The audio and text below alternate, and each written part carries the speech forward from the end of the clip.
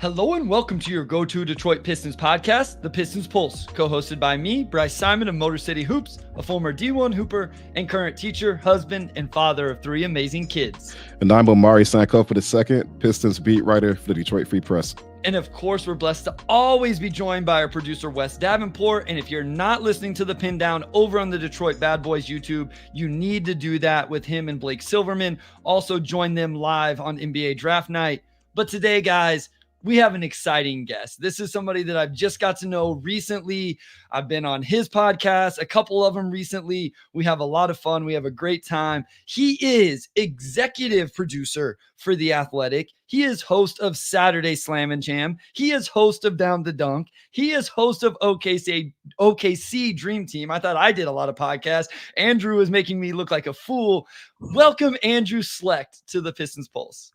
Thanks for having me, guys. A Pistons Pulse listener right here, so I'm pretty excited. I didn't know you guys. Sometimes I wondered if you guys did those off the top those reads live or not, but it sounds professional every single time, so I don't even know. Well, that tells us that we could actually just record them and not do them anymore. So that's something for revealing that. We're starting to pod by like 20 seconds.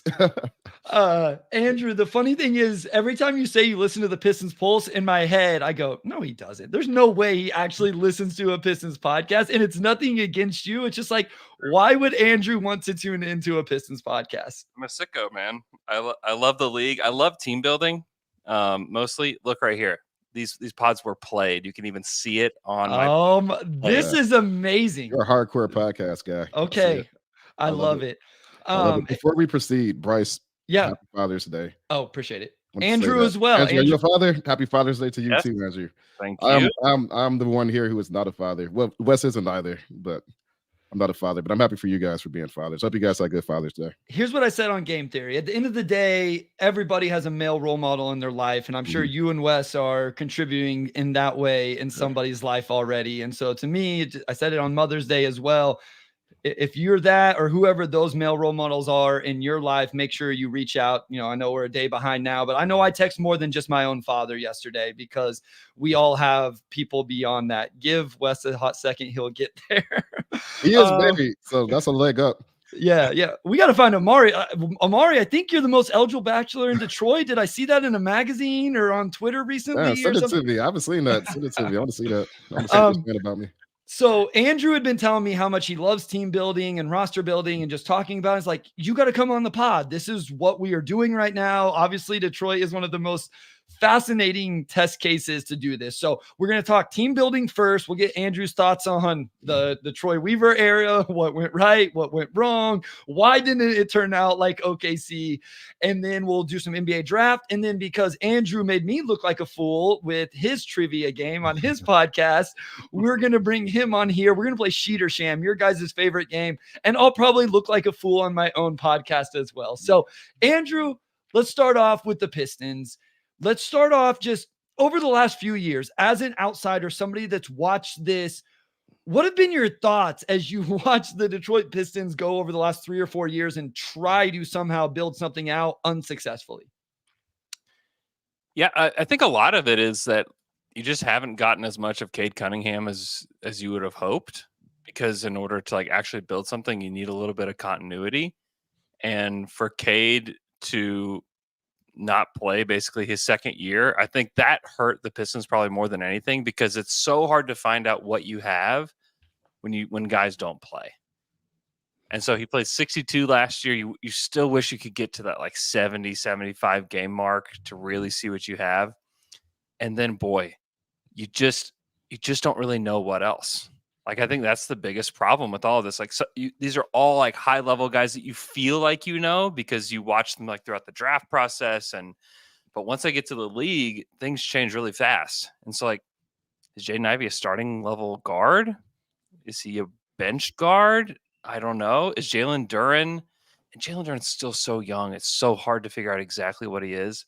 And I'm sure that there's a lot of Pistons fans that are ready to turn on this guy already. But like, do you give him like the freedom there? The problem with the biggest problem with the Pistons that I see is that it all starts at the top. It's with the management, and it's with the coaching, it's with the ownership. Like, teams that are bad stay bad because of those guys typically. it's not typically just the players. Like, you can do a bad job of picking players, sure, but if like Isaiah Stewart has a 12-year career in the NBA, is anybody gonna be surprised? Like, that's an NBA player. Marcus Sasser, probably the same thing. I think that guy can play. Cade is obviously going to be a starting level player. Jalen Duren is going to make it in the league, at least for a long time, just because of his physical attributes. So you're telling me that the players are the problem? I think it starts at the top. I think there's obviously been rumors about the way that decisions are made within the Pistons organization, that there's not a total alignment there that exists. There's a huge problem. And then I don't know how you guys feel about Monty Williams, but when you look at young teams that are progressing, even look at the Rockets. Look at how the Rockets made a jump. One, they made through free agency, certainly. You got Fred VanVleet in there, Dylan Brooks. Those definitely helped. But when they changed the coaching staff, I think that's probably the biggest jump that they could have made. And so the Monty Williams thing is a problem, in my opinion. I think it's something that they need to take a hard look at this year. And now, if I'm the Pistons, I know they have tons of cap space. I know they have ways to get better this summer. Don't do it. Like, don't get better now. It would be the most Pistons thing ever to get better get better in a significant way this summer, get themselves to the middle, and then miss out on this next draft class. I think, and I don't know how they'll do this, but I think it's so important for them to remain patient right now. You have new management in. Evaluate the coaching staff. Who's a part of the core? Cade Cunningham, yes, put him part of the core. I think he's going to be a really good player. Is he a top 25 player in the league? Like, maybe he could be that. Great, hang on to him. Everybody else up for full evaluation on who's going to be on the roster. Coaching staff, the same thing. Get yourself if you can get a top 5 pick in next year's draft, do that, and then I would say evaluate from there. Like, give Trajan Langdon like a year to really kind of figure this out. Because I don't think you figure this out in a matter of weeks. I don't think you figure this out before the draft. I don't think you figure this out in an off season.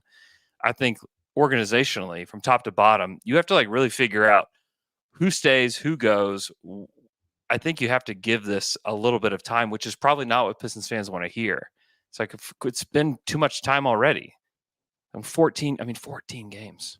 14 games is wild. But I think because it's 14 games, you need to actually take the time to do the job. Because if you just fill it with free agents that are good, you can get to the easiest thing to do in the league is to get to the middle. That's the easiest thing to do. And the hardest thing to do in the league is to get out of the middle. Because once you get there, you better have a plan of how to leapfrog out of there, or you're going to have to go back down. Because no one wants to stay in the middle. You guys know that as Pistons guys as well. It's like the Pistons were just like the kings of the middle for a long time. And then this era happened where you get to the other side of it and it's like, this sucks too. Rather be back in the middle. Well, no, you really don't. You want to leapfrog the middle. And the way to do that is to have high-level players. And the way for the Detroit Pistons to get high-level players is through the draft. So I would preach more patience to the Pistons through this process and really let Trajan Langdon do his job. And I mean, they just brought in a shooting coach, right? Like, they just brought in Fred Vinson. Let him do his job. Give him a year as well to decide, can any of these guys really shoot it? Or is there enough to work with here to help these guys shoot it? Herb Jones has become such a huge success story. And a lot of it is that he's able to shoot it at a decent rate now. Shot it really well last year. Now, teams still don't guard him like he's some great shooter, but let him work with these guys a little bit.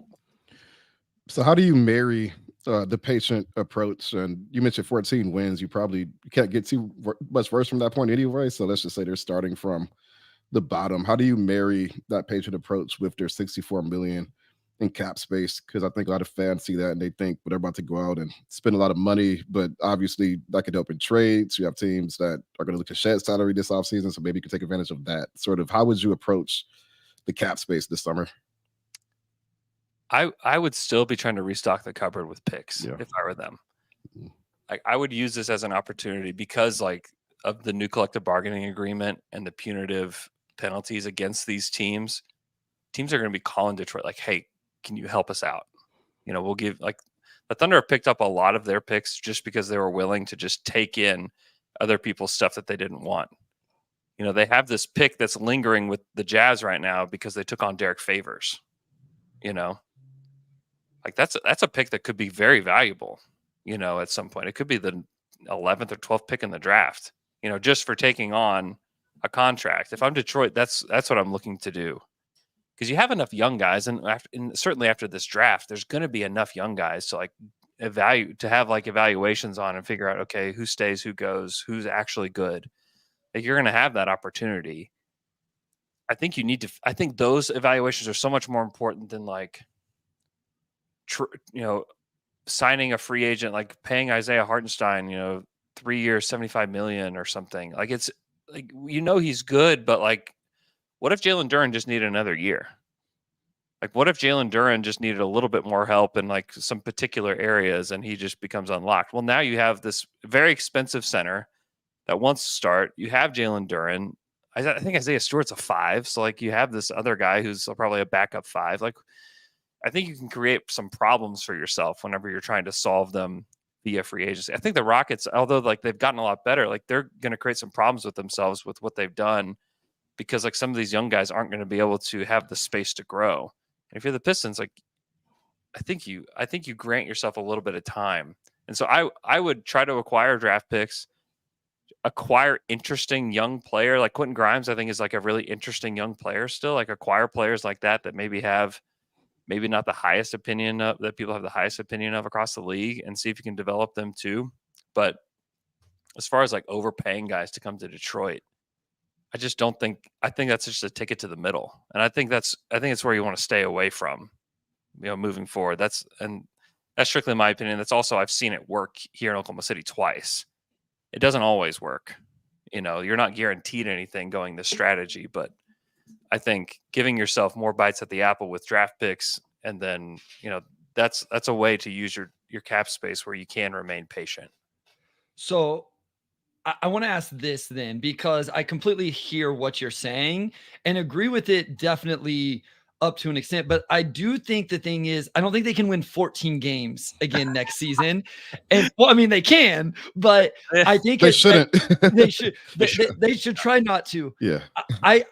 How would you balance, I guess, getting better while not, I think that's towing a line there. You know what I mean? You have to put some better pieces around Cade, because I also think part of why some people don't know what to think about Cade even and how good he can be is they were the worst 3-point shooting team in the league last year, and they turned it over at the worst rate in the league, and they didn't defend. I think my thing is, and I've talked about going, just getting some pieces that make sense, Andrew. So I understand we don't need to go all in and trade for this guy and overpay for this guy and overpay for that guy and trade the number 5 pick and all of that. But I do think improvement in growth and talent acquisition is important this offseason. Mm-hmm. Would you agree with that? Or would you kind of just say, hey, let's continue to roll with these young guys and just figure it out? Do you think there's a balance there, a line there somewhere? Yeah, I think you find role players that help accentuate what these guys do. I think if you think that Asar Thompson is one of your key guys for this team, I think you have to acquire shooting. You just don't have an option. If that is one of your guys, which he totally could be, I think Asar has a lot of potential. But if he's one of your guys and Cade is one of your guys, I think you have to find shooting. I think you have to find shooting that can stay on the court defensively as well, which is tough to find, which costs a lot of money. And that may be a way that you upgrade at the draft, is that you bring in guys that can shoot and defend a little bit. But I would just be leery of acquiring, you guys have talked a little bit about Brandon Ingram. Yeah. He's a huge talent upgrade for the Pistons. He helps the Pistons a lot. I would just be afraid that if it's Cade and BI, and those are your best players, one, I don't know that that's a super friendly place for Asar to fit. And then two, I just think that's to me, that's a ticket to maybe competing for the play-in spot. And then how much better are you going to be from there? It would take Cade jumping making a huge leap, which could happen, but I would worry that that's a ticket to the middle. You know what I mean? So I just have a quick question, and Omar, I know you got one too. So my thing with even BI and some of these guys that I've warmed up to a little bit, Andrew, is I do think this team needs a bucket getter on the team, because I feel like what's being asked of some of these guys is they're being asked to play in roles on offense that are above what they should be. Like Asar Thompson should be the fifth option on the floor on the offensive end. And so we continue to ask guys to be, the team continues to ask guys to be in roles they're not capable of and don't think they can be successful. And so I don't know that BI is the answer. I've said this about Zach LaVine. Zach LaVine is the idea of what I think makes sense, but with the injuries and the contract and all of that. So would you agree that, hey, maybe bringing in a bucket getter like that, floor spacing makes sense? Or would you say, hey, Jaden Ivey, step up to the plate, or somebody else step up to the plate and be that number two option? What would you like to see? Do you think that that would cap them from what they could potentially grow into? It could definitely cap them from where they could go, because also, like, you want to give Jaden Ivey the reps, like the on ball reps, to figure out who he is. So much of this just goes back to like the coaching. To me, it's like what is a Pistons offense? Are you asking, or was that I'm asking. A lot of Cade Cunningham? It's like there's not a lot of offense with a 14-win team in general, so it's kind of tough to say. Like, there's what they're trying to do and then what they actually do. But they turned the ball over so much last season and shot it so poorly that I don't know how to describe a Pistons offense. It wasn't really that functional. I will say it wasn't the 0.5 offense that we all got really excited about last offseason when the hire was made. And to your point, I think some of that is coaching. I think to a point that is also some of your personnel has to fit that type of offense also. Yeah, that's a problem. Is like you can develop these things with any of the players. These guys are good. All these guys, if you make it to the NBA, you are a good enough basketball player to be taught how to play within an offense and a defense. And you are good enough to figure it out. Now, you can still be way over your skis, and you'll see those things. Like the Thunder saw that with Lou Dort. Throughout the rebuild, Lou against Dort had the ball too much in his hands. But you still saw, like, here's what the Thunder want to accomplish. And they were never as bad as they were supposed to be because they had an offense and a defense in place. And it's pretty much been the same since Mark Daigneault was named head coach. And they've been trying to do the same principles have been there the whole time. And it just gets better with better players inserted. And then like you were talking about, guys get put in their place. Lou Dort was put in the exact right role this past year. His usage is lower than it's been since he was a rookie. He's basically just taking open threes, drives to the rack that are wide open, and he is like just a crazy dog defender. Like that's what he does. Before, man, he would shoot pull-ups. He was doing all kinds of stuff that you were just like, oh man, this is just not his game, and you could see it. But it worked enough because like they had something in place. Like they had a dribble drive system in place that just, you're like, okay, I can see it. This is working for some of these guys. It made guys better than they were. I think one of the reasons that Isaiah Joe has done so well with the Thunder is because there's a system in place that just makes sense and it just fits the way that he plays. Same with a guy like Aaron Wiggins. Like I don't know that it's a guarantee that Aaron Wiggins is just like a player existing on another roster and like he's as good as people think he is. I think the Thunder's the Thunder system has made him look better than he truly is. And so it's those questions that I have for the Pistons where it's like, yeah, there's been a lot of problems with what's happened with the draft and free agency and all those things. Like, yeah, there's been issues, but to me, it all exists from the top down. And like, if you can't solve these issues, with the top, it takes such great talent to overcome incompetence from the top. The talent level that you have to overcome that is like super duper star level. Like guys that are top 5 level guys can overcome it. Regular NBA guys typically can't overcome dysfunction that exists. And so like that's where I just keep going back to that. It's like, are they going to solve the coaching problem? Are they going to establish a better coaching system? Is Fred Vincent going to help the shooting? Is like there's just so many questions that I have at the top level where it's hard to even get to the players at times. No doubt. A lot of questions with this Pistons team. When we come back with segment 2, we're going to dive directly into the Monty Williams situation.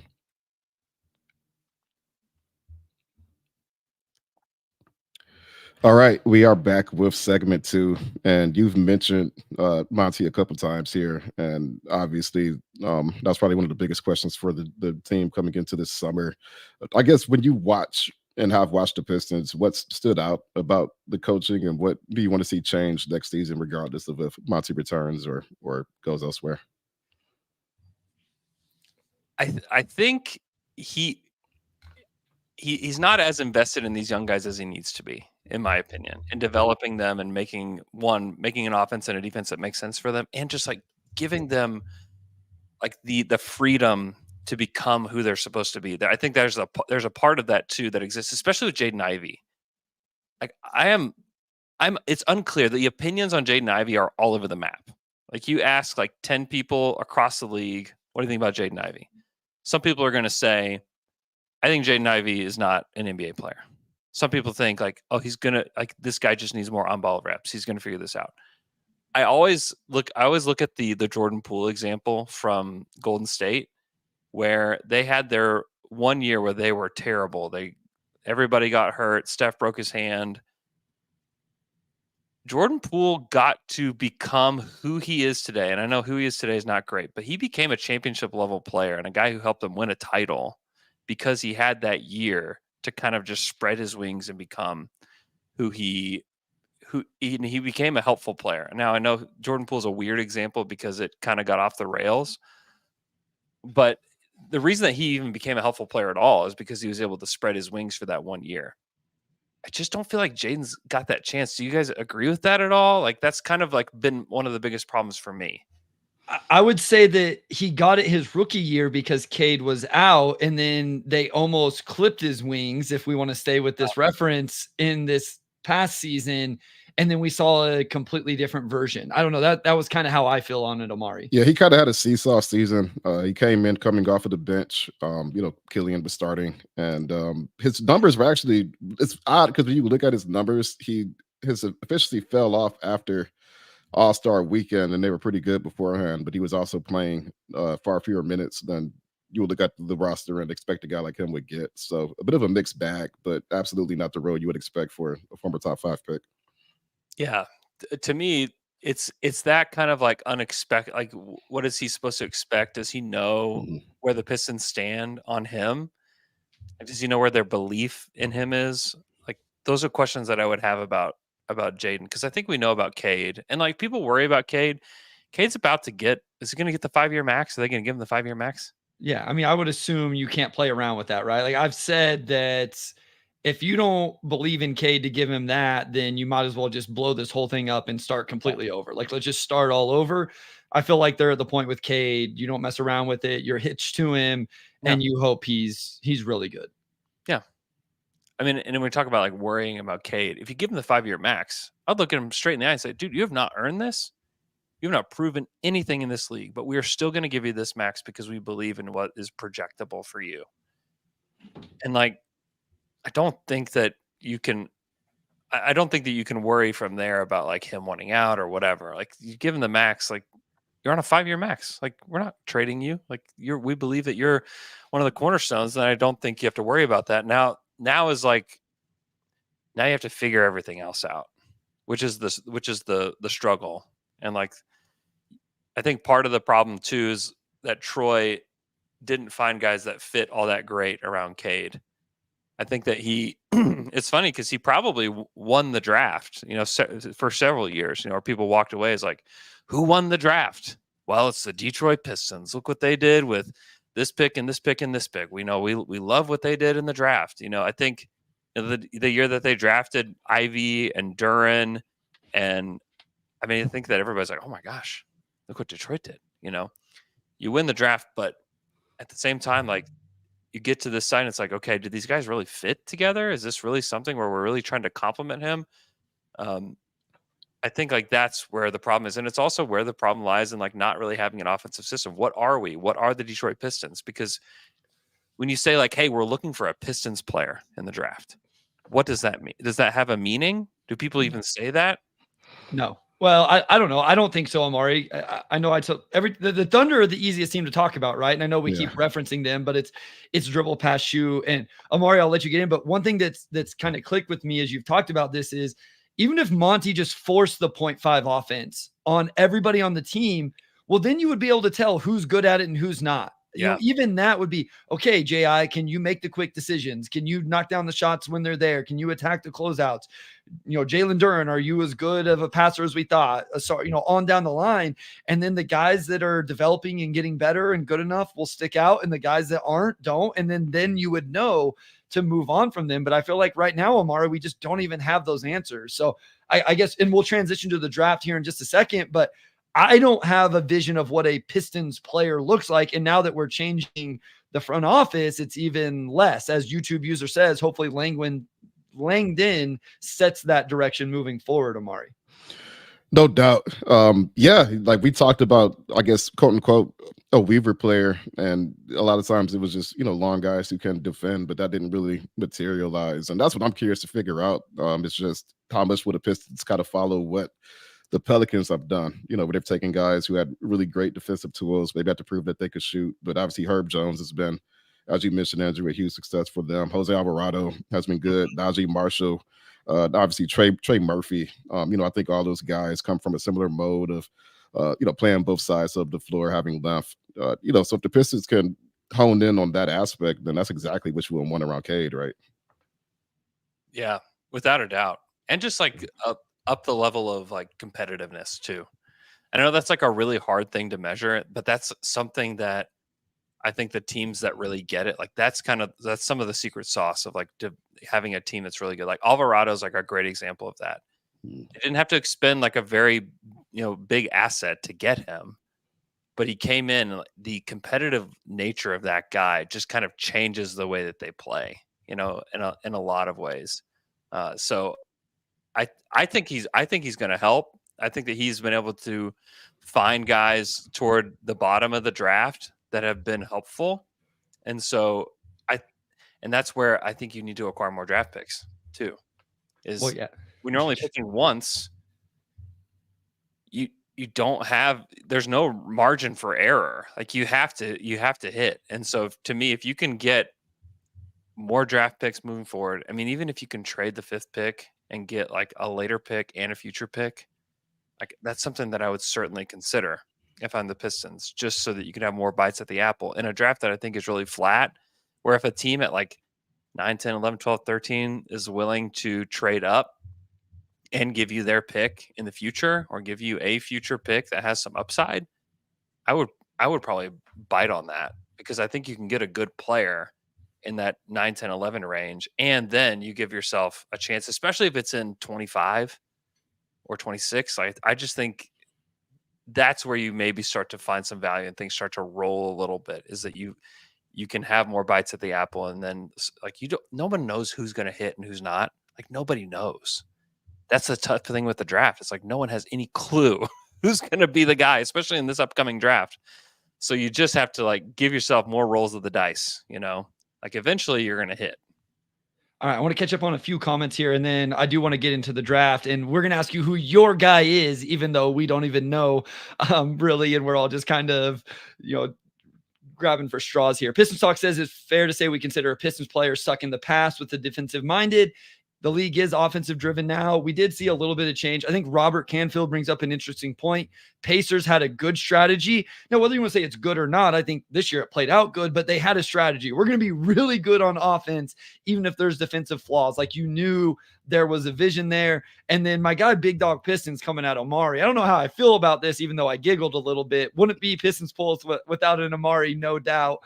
We all have our little verbal, you know, we say the same thing.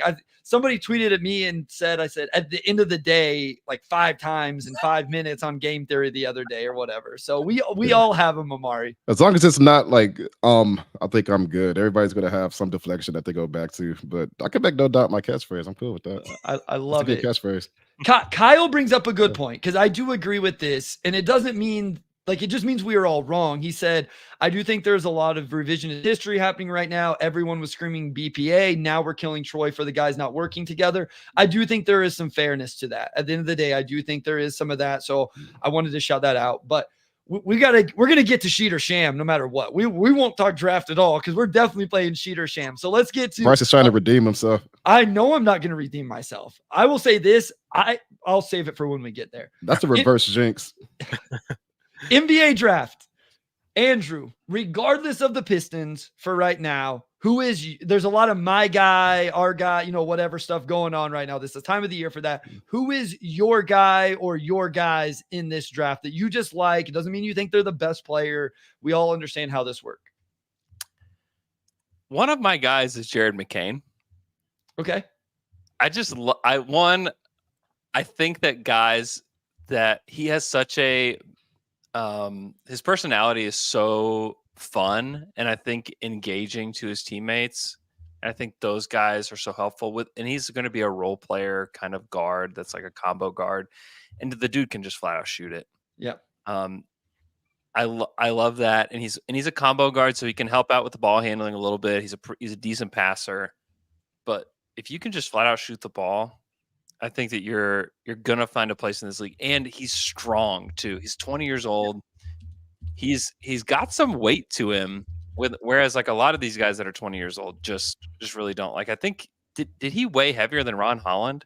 Like I think he weighed a little bit heavier than Ron Holland, which like shows me that like this guy's got some girth to him, and I like that. I like guards that can shoot it, that are tough, and you and Vicini have talked about this, and I've talked to people that know McCain well too, that he just is going to impact the locker room in a positive way no matter what. Like this is just one of those guys that comes in and he brings light with him wherever he goes. So McCain was 203. Holland came in right under 197. So you're talking about a 6-pound difference. Yeah, and like it's just kind of whatever. But it to me is notable whenever you look at Ron Holland, you're like, oh my gosh, like this dude is like an NBA player. Like you can see it.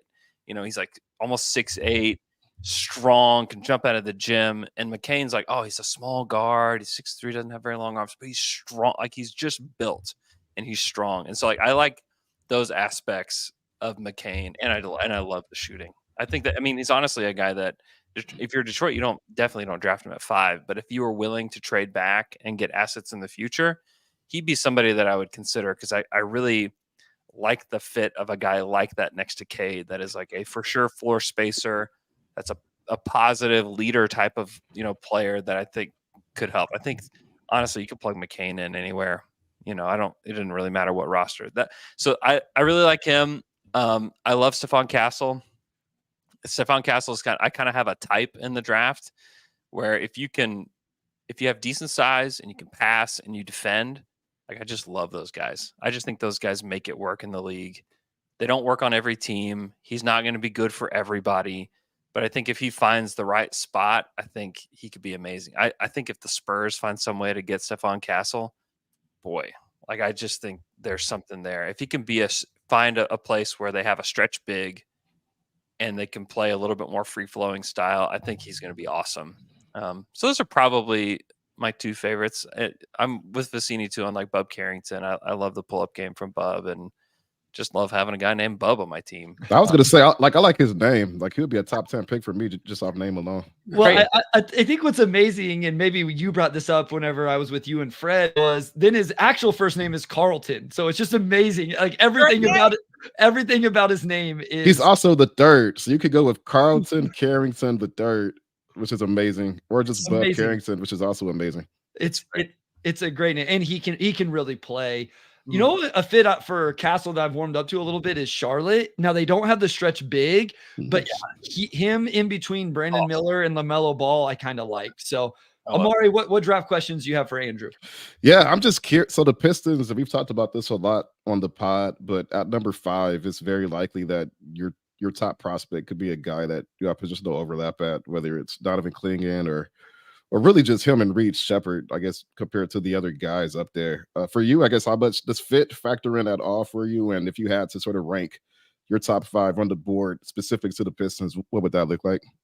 Take Sarr and Ricochet out. This is Yeah, kind of how that's- we play it in the Pistons Okay. community, is that Yeah. Sarr and Ricochet are not going to be around. Yeah. Yeah. My view is that when you stink, there's no fit issues. You know, it just doesn't matter. Like, you just need to get guys in that can play. Especially when it comes to the draft. You know, and so with that, I have Reed Shepherd number 1 for the Pistons. They Sure. just need shooting. Like, they just need shooting. This guy can really shoot the basketball. And with Cade offers you some interesting versatility because of his size, where you could go a little bit smaller with the other guard. I just like the idea of just getting an elite shooter next to him. So I have him there. On the other side, I have Castle, who I think could really this is a fit that I don't love for Castle, because it's adding like another questionable shooter to the mix. And this is where like the evaluations are so crucial, where it's like, okay, we brought in Fred Vinson. We feel confident that he can be a good spot up shooter. If you feel comfortable with that, I'd probably put him at the top of the list.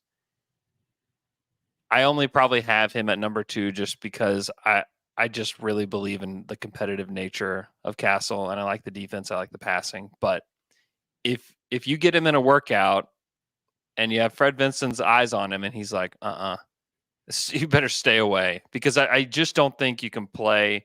I mean, it would just be making Cade's life so hard. It's like, okay, now we're going to invest a ton in Steph Castle and in Asar Thompson and in Jalen Duren. It's like, oh man, like everything gets much harder if like none of those guys shoot, you know. Not to mention J.I., who hasn't necessarily proven consistently that he can space the floor either. Yeah, that one is strictly based upon can we get a good evaluation on his jumper? You know, what's the staff's evaluation on his jumper is tough. I have Dalton Connect at 3, adds shooting, a little bit more size than Shepherd. He's a little older, but just a guy that can flat out get a bucket. You talked about getting somebody that could just go out and score. I think he does that, and he does it from a position where you're not getting a lot of scoring in general. So I think that to me makes some sense. 4, I have Ron Holland. I think Ron Holland could be the best player in the draft if everything goes well for him. He's got like the size and strength that's unlike anybody in the draft. The athleticism. Oh, I'm giving you a thumbs up there. He defensively. Do the double thumbs up so we can get the fireworks. How about this one? You guys know this one? I don't know this one. Yeah. Whoa. Anyways, Ron Holland. I just think like he's an upside play where it's just, hey, listen, sorry you had a great year. That's great. We actually believe in the potential of Ron Holland on the wing a little bit more, and like to be like the second guy. That's also strictly, evaluation. And then have you guys been seeing like the Cody Williams stuff to the Pistons? Yeah. What do you make of that? Because it's like on paper he has the tools, but I feel like there's a disconnect between the numbers and kind of how people talk about him. Yeah. I think it's a little rich at 5 for him. But if you like he was efficient, from 3. If you think that that's projectable, he's got good length. He comes from a great family. There's a lot of things to like about Cody Williams. Not only that his brother's in the NBA, but like there's just like a lot of good intel about his mom and dad and like just the way that they function growing up. I think like there's some good stuff there for him. And then I just think that if you can get a wing that can shoot, pass, and dribble, that is probably projects more of a role player, I think that's fine. I actually think like I have him 5th because I just think that like Shepherd, Castle, Connect, Holland, like all have a little bit more easily projectable upside, where it's like, yeah, if one of those guys became the second best player of the Pistons, like I wouldn't be totally floored by that. If Cody did, I'd be a little surprised by that. I don't know if you guys feel the same way. I would be a little bit like he has the tools. It's just low volume shooter. The playmaking was there in flashes, but I just feel like he's probably more of a project to some of the guys who are over him, especially if we look at guys like Reed and Castle, who probably have day 1 skills. I mean, for me, it's YouTube user brings it up, and somebody else said, Yeah, that QT too. says Cody played much of the season injured. Like, that's what I've had people tell me. I'm being too hard on him because of that I need to give him a little more leeway. My thing goes back to, I wasn't a huge Cody Williams guy coming out of high school. When I evaluated the high school tape, I wasn't as high as other people. He actually moved up my board throughout the season still. Like, I didn't love him as a lottery pick, even though he was a 5-star prospect. And so that's why I have pushed back just a little bit on putting him in my top 5 or whatever. I still have him very much as a lottery pick. And you kind of mentioned it, Andrew, if they traded back, then cool. Like, I'm okay. You get a future draft asset in Cody Williams. I can live with that outcome, especially with who I think probably is going to be there at 5 with Reese Shea off the board, obviously Alex Sarr and those guys. So it will be interesting. We're just over a week away. But like I said, I want to play Sheet or Sham because I want to have some laughs. I want to enjoy this. I'm excited for what Wes came up with. So we're going to go to a short break. When we come back, we'll bring Wes in and we'll play some trivia with the trivia guy himself, Andrew Schlecht.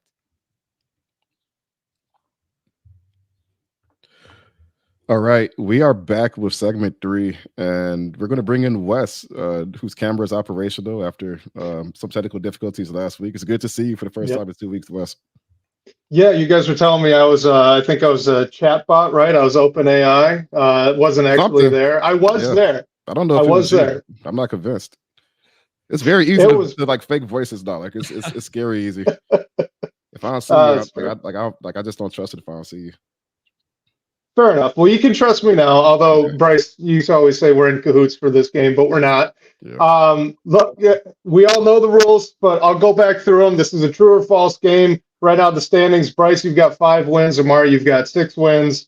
Andrew, for you, so Sheed is true. Sham is false. I'm going to read out a stat or some piece of trivia. You guys have to pick. I will keep track of the score, and it's winner take all. So for our listeners, if Andrew wins, Bryce and Omari get no points. It will still be 6-5 Omari. Obviously, if one of those 2 wins, it could either be a tie or we could go 7-5 Omari. But I'll go to Bryce. You first. This one is about Malik Monk and Jaden Ivey. So Sheed or Sham. Malik Monk and Jaden Ivey both averaged 25 points per 100 possessions in their second seasons in the league. Wait, what's the question? That was a lot of caveats there. It was like this many points and this many possessions in this year in the league. I got lost. Year 2 for both Malik Monk and Jaden Ivey. Okay, so not this 25 points per 100 possessions. I will say Sham. We all answer every question, Andrew, so we'll go around the horn here. Oh, okay. I'm going to go Sheed. Okay, so I'm Sham, Omari, Sheed, Andrew. I'll go Sheed. Okay. I hope I'm right. This would be an awesome start to the game. It's Sheed. So you're wrong. Unfortunately, and I did. So this was one of the few that I didn't go on the technicality. So Monk was at 25.2. Ivy was 25.7. But the full stat lines, Malik Monk, this is again per 100 possessions, 25.2 points, 5.3 rebounds, 4.5 assists. He slashed 39, 33, 88. Jaden Ivey was 25.7 points, 5.7 rebounds, 6.4 assists on 43, 34, 75. So very similar between the 2 of them in year 2. Excellent trivia for the Jaden Ivey. You probably made the question. Like you probably came up with this one. Wow, I would never do that. What makes you think I'm a guy coming up with trivia questions in my spare time? I just know you guys cheat. That's how I know. That's all I know. That's not true. So Andrew's also in on the charade here. For all I know, probably. Hey, we'll see. Never know. Yeah. All right. What's the next one? All right, Omari, I will go to you first. Right. Sheed or Sham. Asar Thompson averaged more stocks per 100 possessions. I was on a per 100 possessions kick. So again, per 100. Asar Thompson averaged more stocks per 100 than Herb Jones did in his rookie year. Sheed or Sham? Sheed. I'm going to go Sheed. Ooh. Then Herb Jones did. Rookie season. Both rookie seasons. Both rookie seasons. Okay.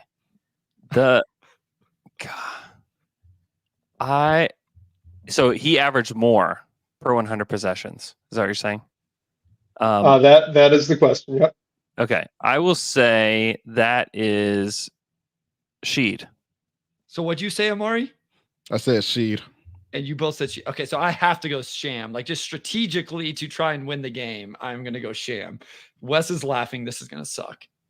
Well, I'm laughing because on the last one, I didn't do the rounding thing to get a technicality. Well, on this one, I did. So, Bryce, you were right. It was Sham. Herb Jones was at 4 stocks per 100, and Asar Thompson 3.9. So, again, Ooh, very close. Wow. Very close. Wow. Okay. Wow. Wes loves this. Wes's thing is the very minuscule differences. So you really got to get into the weeds on some of these. But it's good. So we're 1-1, right? Yeah. Yes. We are. For all the listeners, if you're not watching, like Wes has the hardest job of anything we do on the podcast because he's taking notes right now, reading the questions, keeping score, taking notes when we misspeak to send to the audio producers after. Wes is crushing it right now. So make sure. This is Bryce trying to butter Wes up so he can win. Really is. Oh, yeah, okay. now Bryce, we're in cahoots, I guess, right? Okay. I mean, at the end of the day, Wes has been with me for 3 years. If he should be cheating for anybody, it should be me. I mean, I agree. Like that's the logical assumption. But we all know that's not what happens. So I can't be a nice guy anymore. That's what you're saying. I can't give people compliments. This isn't my personality. Like I'm not a nice guy that gives people compliments. No, you are. Like for sure. Thank you. So you know that what you just said was false. Okay, Andrew's up.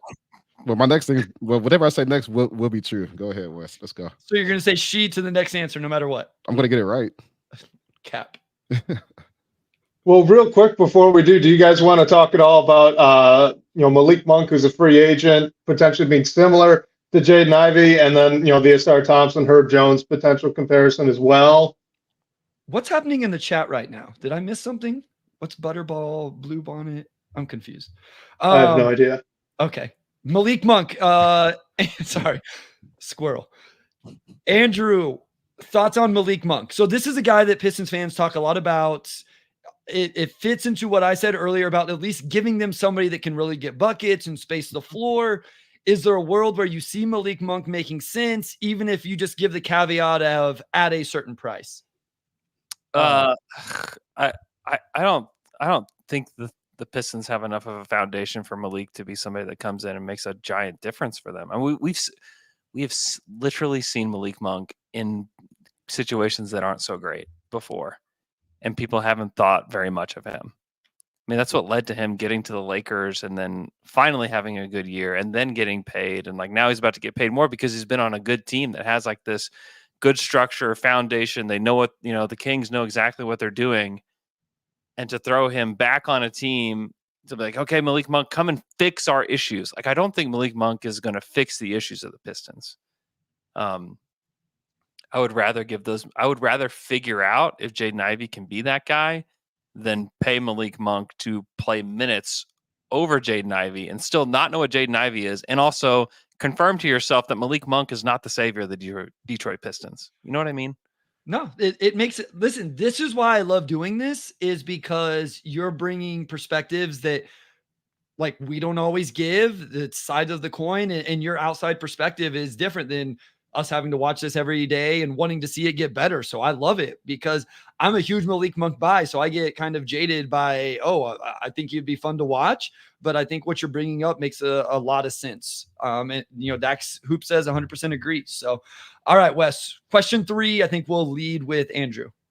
Yes, sir, we will. So Andrew, this one's coming to you first. Sheed or Sham? The Detroit Pistons had a record of 2-17 for games that were 2 or more days of rest. So we could really just say they only won 2 games when they got 2 or more days of rest. Sheed or Sham? Oh gosh. It's either 2 or 1, right? No, I would say that is Sheed. So the statement is the Pistons only won 2 games this season when they had 2 or more days of rest. That is correct. This better be Sham. I was actually going to go Sheed because for one, I thought, well, how many games You're overthinking have it. after This is 2 what you days do. of This is what you do. do you have after 2 and that's why I'm in the lead because I really think it's true. You know, like I was like, how many days of like 2-day rest do you have in the middle of the season? It's like not a lot. And they won 14 games. And they only won one game, from the start of the season until Christmas, basically. So I'm gonna go Sheed. Hold on real quick before you tell the answer. I love that PD Mac is doing what Omari does. PD Mac says it's too long of a question. He's not critiquing Wes for making too long of a question. He's saying it's too long of a question to be Sheed. And that's what I love is that our listeners now have their strategies and how they're answering these questions. So I was Sham and you both were only Sheed, or you both were Sheed. Mm-hmm. Okay. What is the answer, Wes? Shockingly, it's Sheed. That is true. The best that the Pistons performed in any like rest segment was actually on back-to-backs, where they were 5 and 10. So they won 5 games on back-to-back. Don't know how that happened. Yours is probably what are you doing? I think it has to be a Mac, Omari. You have to get your finger up. I'm trying to do it. I think my mic is in the way. No, it's a setting on your MacBook. Yeah. Yeah, it's a Mac setting. Yeah, it's a Mac setting.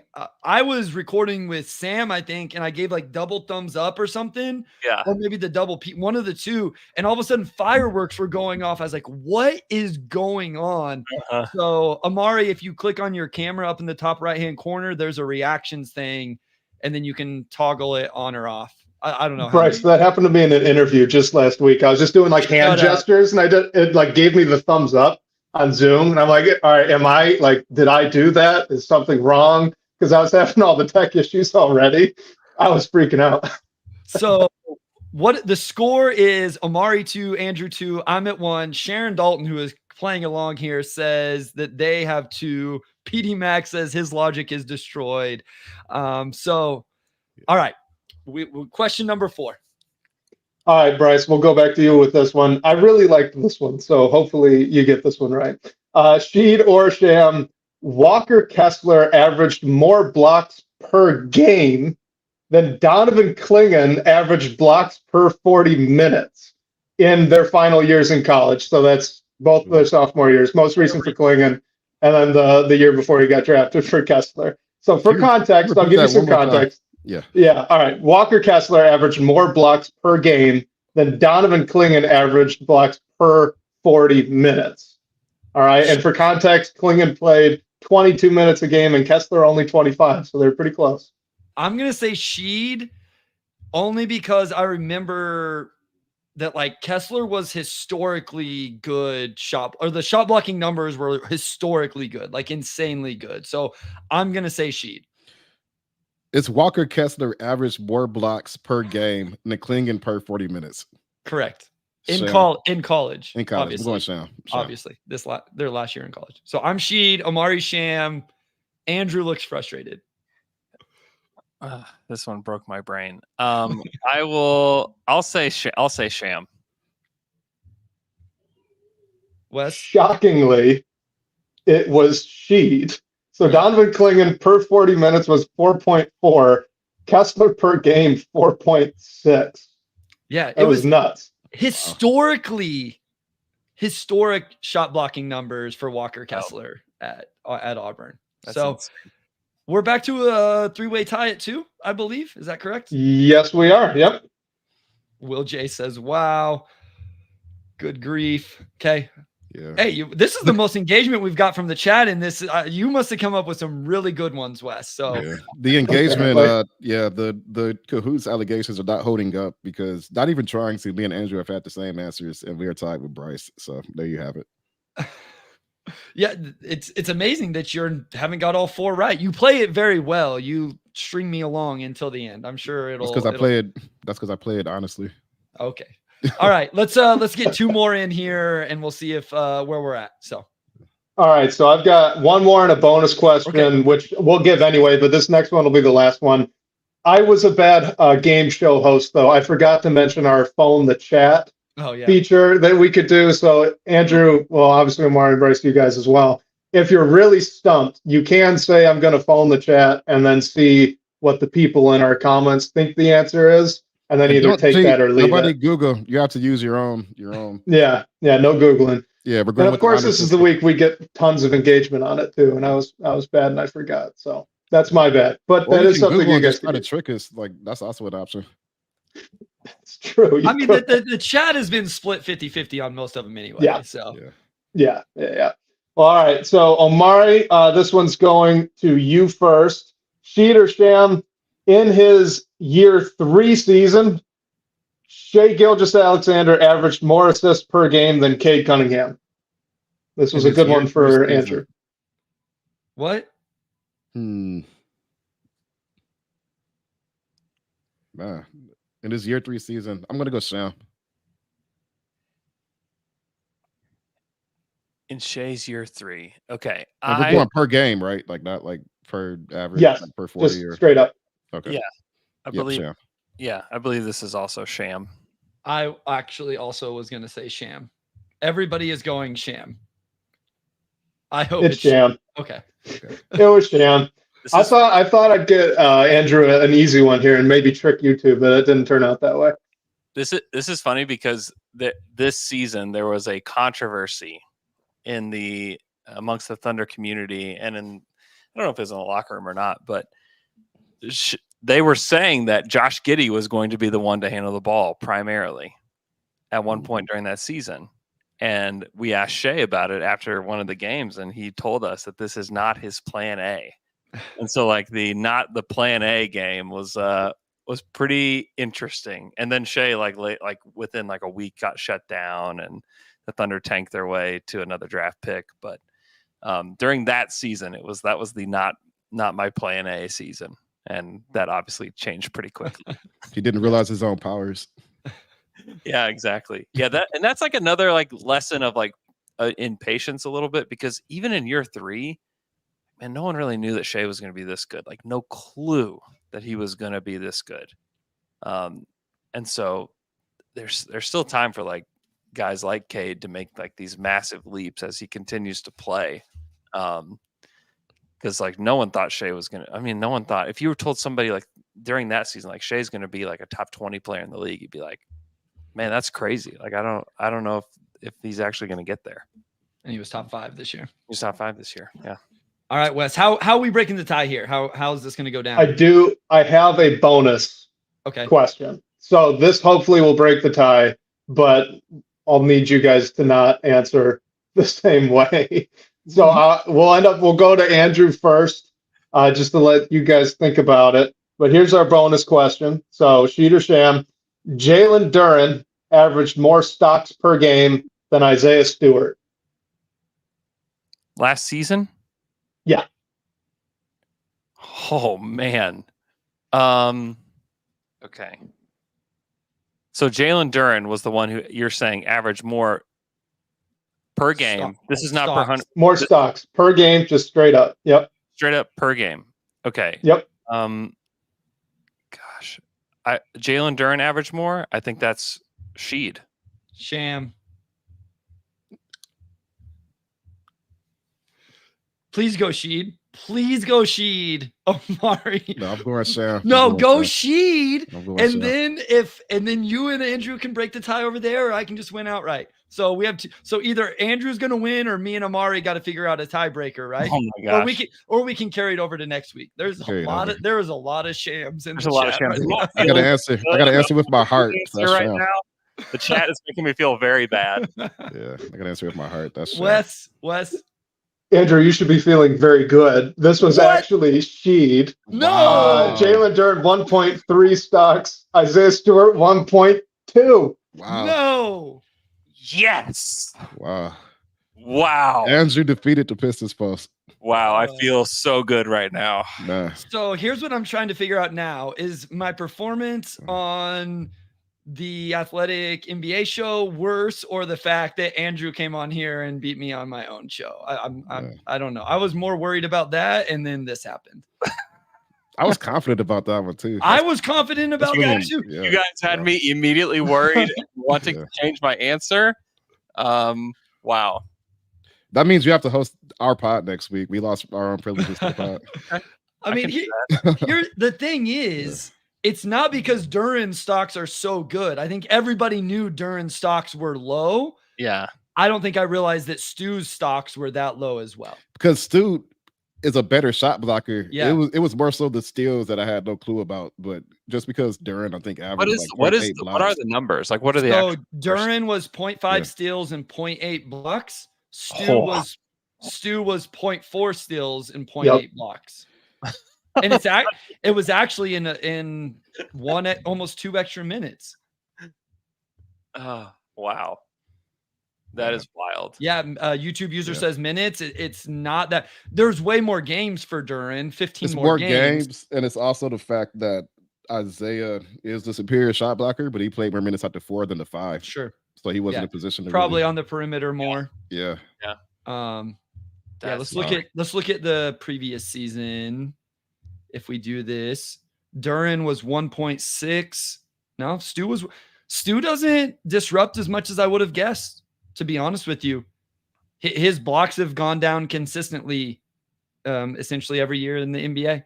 Interesting. Yeah, I think his percentage is around the same, though. I'm going to check. I know we're almost out of time. I'm going to check cleaning the glass real quick and see if his percentage is a little bit higher. I feel like I've seen some good, like, protecting the rim in general numbers, but yeah, man, good for you, Andrew. Yeah. No, he had a 3.1 block percentage as a rookie, and it was 1.3 last year. Yeah, but he's just declined every single year for whatever reason. Interesting. Yeah. That's wild. All right. Andrew comes in, knocks off the Pistons Pulse crew, wins. I mean, at the end of the day, Wes did ask him an SGA question, so I feel like he kind of threw it his way a little bit. Here's the thing. I cheated whenever I went on his. I looked up all of the nicknames for the Pistons roster going into the episode because I knew they like to do. Do you have that question handy, Andrew, or no? Yeah, I can pull it up pretty quick. Okay. Omari and Wes, I want you guys to answer this one. This one is pretty good. If for all the listeners, you guys can play along as well. If you don't listen to the Athletic NBA show, you should. And on Slam and Jam, you would know that they do their either Andrew versus the B or now Fred versus a friend. And a lot of times they'll ask about nicknames on Basketball Reference. So going into when Andrew graciously asked me to join him and Fred, I did a little bit of research on Pistons nicknames. And this was one of the questions I actually got right. So if you got it teed up. The number 2 overall pick in the 2020 draft, James Wiseman, has 5 nicknames on Basketball Reference. I'm going to give you 4 nicknames. One of them is not a Basketball Reference nickname for James Wiseman. Now pay attention. Slim Jim, Jimmy Wise, Big Ticket, or Big Jim. That's Slim Jim, Jimmy Wise, Big Ticket, or Big Jim. Andrew, you're such a pro. You like change character for this so perfectly. I love it. Yeah. Yeah. In full game show host mode. I love it. So PD Max says Big Ticket. That's his answer. And this is I'm the going one Slim Jim. One that's not a nickname. The one that's not officially on Basketball Reference as a nickname. I'm going to go with Slim Jim. What'd you say, Wes? Slim Jim as well. Slim Jim is correct. Very good, you guys. Right, let's go. Could not trick you. Fred's reaction. Actually. Fred's reaction to Big Ticket actually being a nickname was amazing. That was really funny. It's like, really, we're going to give this guy the Big Ticket nickname. So, all right. I appreciate you going there with that, Andrew. Thank you so much for joining us. We definitely need to have you back. Maybe after the offseason plays out and all of that, you can come back and we can talk about what actually went down and what we see moving forward and all of that. So before we end this, just let everybody know where they can find you, follow you, listen to you, and all the podcast stuff you do. Yeah, you can follow me on Twitter at Andrew K. Schlecht. You can go to The Athletic. You can listen to the Athletic NBA show. That would be great. I think we're going to have James Edwards on this week. Nice. So look out for that. And then if you want Thunder content, you can listen to Down to Dunk. We have a lot of fun over there on our YouTube page and then just on a podcast feed. So go check those out. And if you're just crazy enough and you want to pay to listen to me do a podcast, you can check out the OKC Dream Team at patreon.com/OKC Dream Team. Andrew, such a pleasure to have you on. We'll definitely try to get you on later this summer to recap whatever the Pistons do, because they're probably going to be one of the more active teams one way or another. And with that, I'll close this out. Big thanks to our audio producer, Robin Chan, our editor-in-chief, Nicole Avery Nichols, and big shout out to Wes Davenport, as always. And we'll talk to you all next week.